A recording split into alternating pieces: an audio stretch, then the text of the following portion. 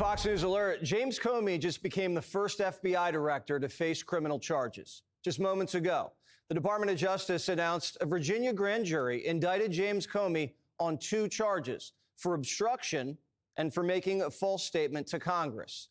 Here's the moment when Comey got caught.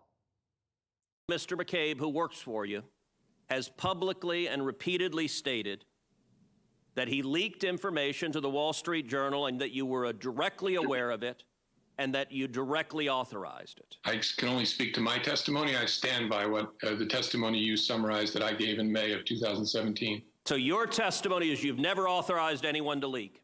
I'm not going to characterize Andy's testimony, but mine is the same today. Welcome to The Explainer. So today, we're going to break down a pretty fiery argument, one that comes from a Fox News segment that makes the case for, well, political payback. It's really a story about justice, about power, and what happens when the gloves really come off. And the whole argument we're about to unpack, it all kicks off with this one, really loaded question. Right away, it frames the entire debate around the idea of a top official being dishonest, and it sets the stage for a huge theme, consequences. Okay, so to really get into this, we're going to look at it in 5 parts. First, the war of indictments. Then we'll get into the case for payback, the whole eye for an eye philosophy, the accountability roundup, and finally, how it all boils down to politics being about power. Alright, first up, a war of indictments. Let's dig into the central idea that really fuels this whole thing. So, the argument kicks off by setting up this huge conflict. You've got 2 totally different views on lying to Congress. View 1 is, people lie. It's just what happens in Washington, even under oath. Democrats don't mind being lied to, and they don't care if it's the FBI director or anyone. If you want to start prosecuting anybody that's ever lied to Congress, you would have literally almost nothing else that you could go after, because people lied in front of us all the time, even people under oath. But view 2? It's that this is one of the most rotten things you can do, a deep corruption that absolutely has to be dealt with. And really, which side you fall on here changes everything that comes next. A former member of Congress just said everyone lies to Congress under oath. And he says it's no big deal. And he doesn't want anything done about it. It's like one of the most rotten things you'll ever hear in Washington. And you hear a lot of rotten stuff. A congressman saying, yep, we're all lying to each other. We all know it's a crime, and who cares? He's saying, you're going to have to lock up everyone. Okay, let's start with James Comey then. Might as well start somewhere. Well, it's no surprise that the host of the segment lands firmly on one side here, arguing that yes, this is a serious crime and something has to be done. The point is made that an indictment isn't just an option, it's necessary. And they say the perfect person to start with is former FBI Director James Comey. Okay, so if prosecution is the answer, then what's the reason? What's the justification? Well, that brings us right to our second section, the case for payback. And it's built on, let me tell you, a very long list of grievances. Now this quote, this is really the key to the whole argument. It frames everything that comes next not as starting a fight, but as a justified reaction. The message is basically, hey, we didn't start this thing, you did, but we are absolutely going to finish it. And here's the list, the justification they lay out. It's a whole rundown of grievances that are presented as a pattern of political attacks. They cite spying on the campaign, framing him as a Russian operative, a coup, 2 impeachments, a raid on his house, leaked tax returns, fines. The list goes on, even arresting his inner circle. The point being made here is that this isn't just a couple of isolated things, it's a coordinated attack that makes fighting back not just an option, but a total necessity. So, you see, it's not just about getting even. The argument is that these actions are basically a form of political self-defense. The fear they're expressing is that if they don't fight back, their opponents are just going to keep coming after them, keep imprisoning their side. And that brings us to the core philosophy, the big idea that's driving this whole strategy, a very clear doctrine of retaliation.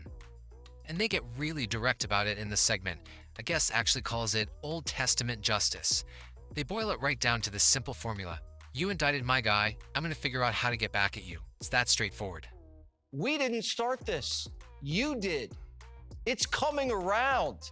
And it's going to come around so hard, hopefully it'll be the end of it. And if it's not, we'll just blanket pardon everyone like Biden as Trump goes out the door.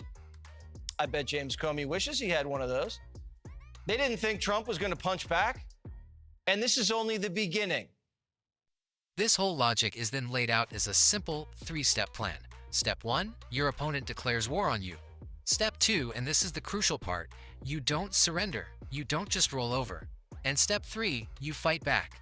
And not just fight back, but fight to win so convincingly that they'll never dare to try it again. And to really hammer this point home, the argument just flips the whole script. It actually claims that not fighting back would be the immoral thing to do. That hitting back isn't just a choice, it's a moral duty. And to not do it, well, that's described as being suicidal for their entire political movement. When your opponent declares war, you don't surrender, you don't roll over, you fight back, and fight back to win. Win so convincingly there's never another war. If Trump doesn't fight back, the Democrats are just going to keep putting more and more of our people in prison. And that's why their people want this to stop before it starts. Okay, so if that's the philosophy, what's the actual goal here? What are they trying to achieve? That brings us to Section 4, which lays out the objective, something they call the Accountability Roundup. And this is interesting. The segment makes it clear that the goal isn't always about getting a conviction. A huge part of the objective is just putting their opponents through the ringer, making them go through the same tough legal fights and public scrutiny. The end game here is deterrence, to make the whole process so painful that, in their view, this kind of political battle just stops.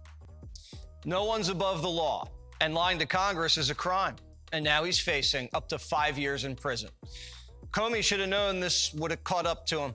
He knew Hillary planted the Russia hoax, and he used the hoax to spy on the Trump campaign. He used undercover agents and doctored evidence. After Trump won, Comey tried to take him down from the inside, but got caught. He's accused of authorizing his dirty number 2, Andy McCabe, to leak to the press. That's what he lied to Congress about. And this obstructed the congressional investigation and tore our country to pieces. To justify this whole approach, the segment points to what it calls out as pure hypocrisy. First, they show a clip of a media reaction to a Trump indictment where you hear someone celebrating it, calling it a great day for America. And then boom, they immediately contrast that with the reaction to the Comey indictment, which was called a horrendous moment for the rule of law. By putting those two right next to each other, the argument they're making is that there's a huge double standard at play, all depending on who is being indicted. When Trump got indicted, Democrats were all saying, see, no one's above the law, remember? They were popping confetti in newsrooms. But now they're throwing a funeral. The federal government just told Donald Trump, you can't do that. You are a fraudster, sir, and you can't do that. It's insane. It's the type of stuff that happens in a banana republic when you just go after your political enemies. It's just extraordinary. This indictment reads like a mafia case. That is a watershed. That is a line that we have crossed now in this country. This is really a great day for America. This is such a horrendous moment for the rule of law, for the Department of Justice, for the country writ large. They're just mad Trump's doing to them what they did to him. They can complain all they want, but no one cares. No one's even watching the media. And what are they going to do about it? What are these scoundrels going to do about it? They just have to beat the case and win an election. That's what Trump did, and that's what they have to do. Beat the cases and win the election. Politics is about power, pure and simple. Do Democrats really think they could just arrest their way into power and not get a taste of their own medicine? Now they're begging for it to stop when it's just getting started. And this idea that it's a bigger campaign gets reinforced by a guest. They frame these indictments not as just one-off things, but as the very beginning of a large accountability roundup. Basically, a strategy that's going to target officials all across the government. All right, so finally, the segment boils this entire complex argument down to one single fundamental idea that, from their perspective, trumps everything else. And here it is, the core takeaway of the whole thing. Politics is about power, pure and simple. After all the talk about justice and law and what's right, the argument concludes that really all of that is secondary. The fundamental truth in this view is that politics is just a raw, straightforward contest for power. And the segment wraps up its point with this rhetorical question aimed right at their opponents. Do Democrats really think they can arrest their way into power and not get a taste of their own medicine? It's presented like it's a law of nature in politics. What goes around is going to come around. Now, after he got fired, he confessed to leaking documents to a reporter to trigger a special counsel in order to impeach Trump. Did you show copies of your memos to anyone outside of the Department of Justice? Yes. And to whom did you show copies? I asked, President tweeted on Friday after I got fired that I better hope there's not tapes. I woke up in the middle of the night on Monday night, because it didn't dawn on me originally, that there might be corroboration for our conversation. There might be a tape. And my judgment was I needed to get that out into the public square. And so I asked a friend of mine to share the content of the memo with a reporter. Didn't do it myself for a variety of reasons, but I asked him to because I thought that might prompt the appointment of a special counsel. And so I asked a close friend of mine to do it. Comey was sniffed out staging a coup and framing the president as a traitor, a Russian operative, then leaking and lying to Congress about his operations. And one last thing. The argument basically shuts down any calls to de-escalate before they even start. From this perspective, anyone who says, let's just move on, isn't really trying to make peace. No, they're just trying to lay a guilt trip so they can get away with what they've done and avoid any consequences.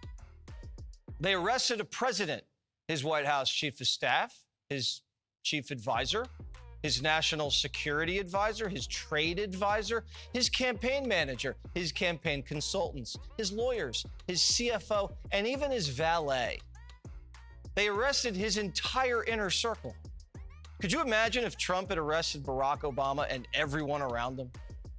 And not only that, they spied on his campaign, framed him as a Russian operative, staged a coup, impeached him twice, raided his house, leaked his tax returns, fined his company $500 million, stripped his business license, tried to strip his name off the ballot, and did such a poor job protecting him, a sniper shot him in the head.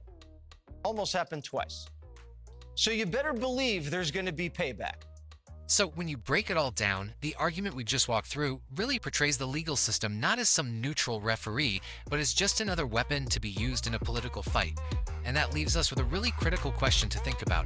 What are the implications for all of us when the law itself is seen this way?